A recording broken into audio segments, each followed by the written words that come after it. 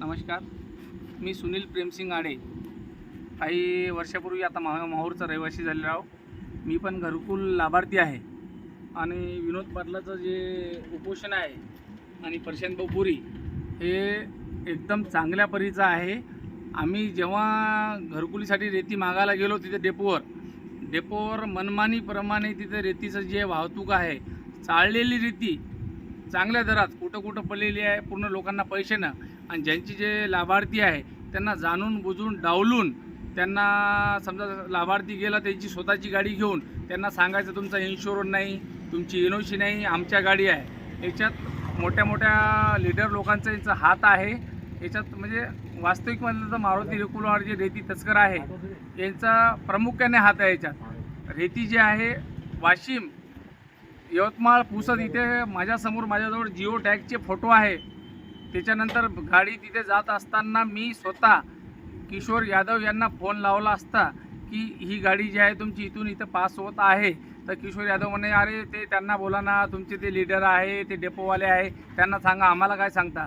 तर मग मी त्यांना सांगितलं की साहेब म्हणलं हे तुम्ही तालुका दंड अधिकारी असल्यामुळे तुमचं काही कर्तव्य नाही का त्यांना गाडी रोखण्याचं. आणि यांची कालावधी 10 तारीख असताना 2 दिवस एक्स्ट्रा यांनी रेती जी आहे लोकांची लागवण थांबवली यांच्यासाठी आणि एक्स्ट्रा माल यांनी ओढलेला आहे. बाबर साहेबाला फोन लावला असता बाबर साहेबाची रेकॉर्डिंग आहे माझ्याजवळ. 2-2दा बाबर साहेब एक सांगायचे अरे बंद नाही करे क्या साहेब, 2-2दा आम्हाला त्यांना गाबा म्हणजे त्यांना आठवण करून द्यायचं काम पडलं. एवढं गाबा ओपनपणे गाबा रेती तस्कर झालेली आहे. इथं या लोकांची मागणी योग्य आहे आणि ओरिजिनल लाभार्थी जे आहे तुम्ही त्यांना ते तर गोरगरीब जनता विचारी त्यांनी बोलणार नाही.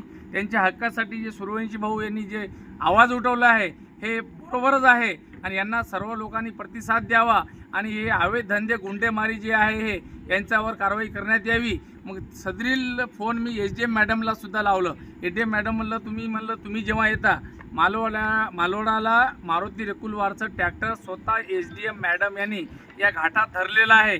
मॅडमला मी स्वतः फोन लावला. मॅडम म्हणलं तुम्ही असतानाच गाडी 15वी ट्रिप होती मालोड्याला जाताना, तुम्ही असताना का गाडी धरल्या जाते आणि तहसीलदार का झोप काढते काय, तलाठी का झोप काढते काय, तुम्ही असताना गाडी धरल्या म्हणजे हे लोक काय एवढे अधिकारी नाही का.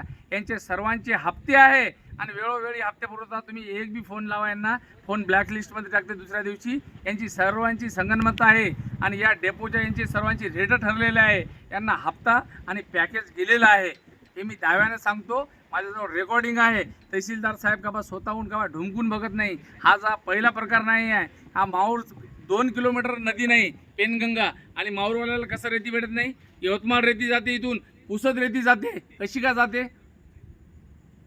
बस एवढं 2 शब्द सांगून भरपूर सांगायचं आहे. पण सर्व जनतांनी भाऊला पाठिंबा द्यावा आणि माननीय आमदार साहेब याच्यात दखल घ्यावी आणि या दोषीवर कडक कारवाई करावी ही माझी मागणी आहे सामाजिक.